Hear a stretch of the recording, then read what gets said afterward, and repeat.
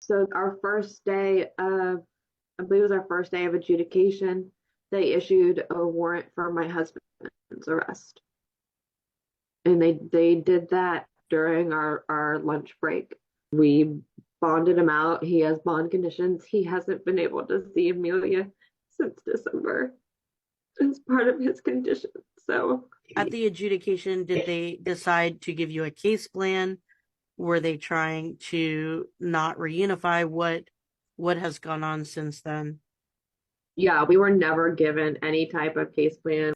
Dr. Knox got up on the stand and vividly had more scenarios on now how her wrists and ankles and ribs were injured, decided to physically show the court with her hands, um, which again was appalling. I mean, and me having no medical training, it just didn't make any sense because what she stated at that point on how these injuries occurred was, I hate that she did it, but she like loves to demonstrate.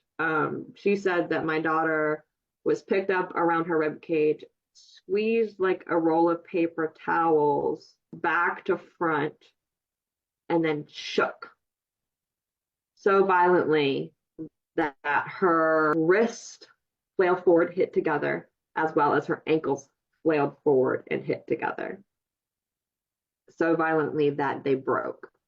That's incredibly hypothetical. But she had no trauma to her head. Right. And again, we're talking about an 8-pound baby that can't even No hold up. shaking, no shaking baby. No hemorrhaging behind her eyes, nothing abnormal in her CAT scan of her head, no neck injuries. No. And again, an 8-pound baby that can't hold her own head up. And people believed that garbage? A judge believed that. What Or kind of still, again, fools? there's no bruising. There's no, like in every report, except for Dr. Knox's report, every report says there's no bruising on my baby. Exactly. There would be Dr. Knox, fingerprints all over that baby's body. as she's showing it on the stand and yet again demonstrating, that's the first thing, like my mind, I'm sure my face just looked bewildered in court because I'm just like, how in the world is anybody believing this? Because it's the size of a newborn. She's the size of a newborn baby. Like, just think about that. Like, it just logically, how does that make sense? She would be more credible if she just said, these things might be abuse. I don't know how they could have, like, what exactly was done, but these are the fractures. Like, that would be much more credible than this. The child at this point has only been out of the hospital, in your case, for what, 7 weeks? They think this child was abused within this 7 week period so many different times that it created different levels of healing, but still there's no scar, there's no bruise, there's no marks.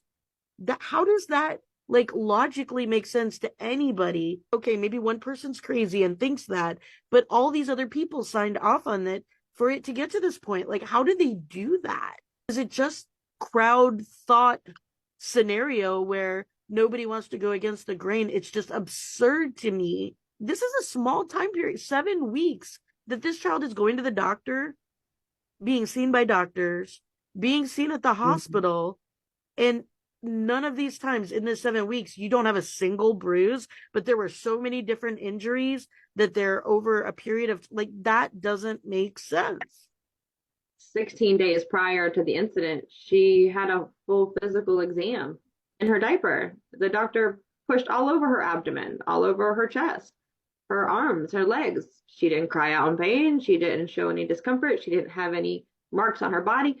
The pediatrician testified that she had no cause for concern.